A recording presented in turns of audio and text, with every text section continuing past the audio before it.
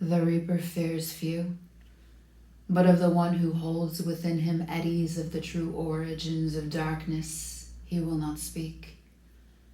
Death came to claim that insatiable malignance for its own, and was turned away by a violent will as unending as the night sky and twisted as the most accursed specters of the deep.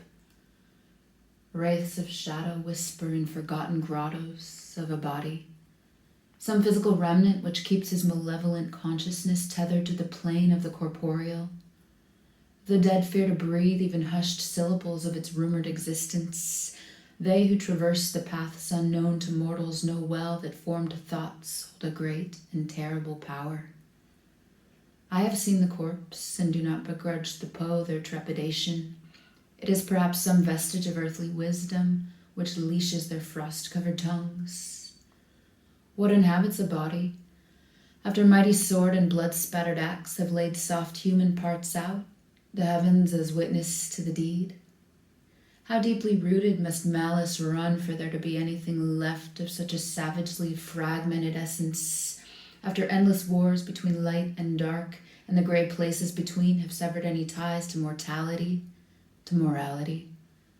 Charred skeleton, atrophied muscle, worn sinew, a once formidable frame cannibalized by time or dark gods, long since devoid of liquid proof of life and filled hence to bursting with eons of soul-shattering depravity.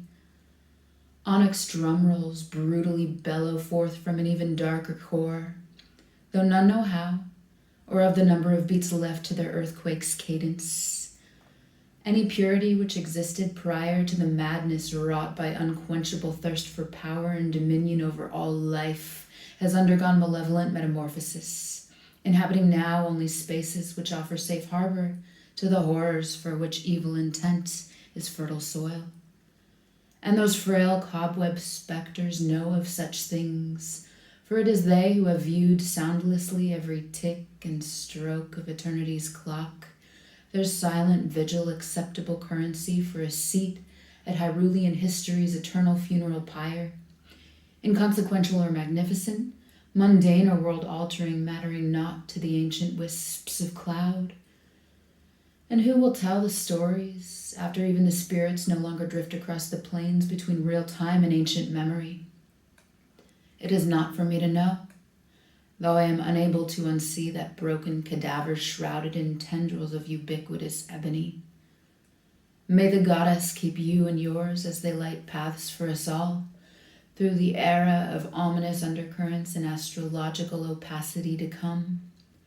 When even the stars' prescience cannot divine a path forward, we must seek solace in the wisdom of furore and trust that the sacred power granted to the sages will be sufficient to smite out evil's ravenous consciousness when it finds them on that final battlefield.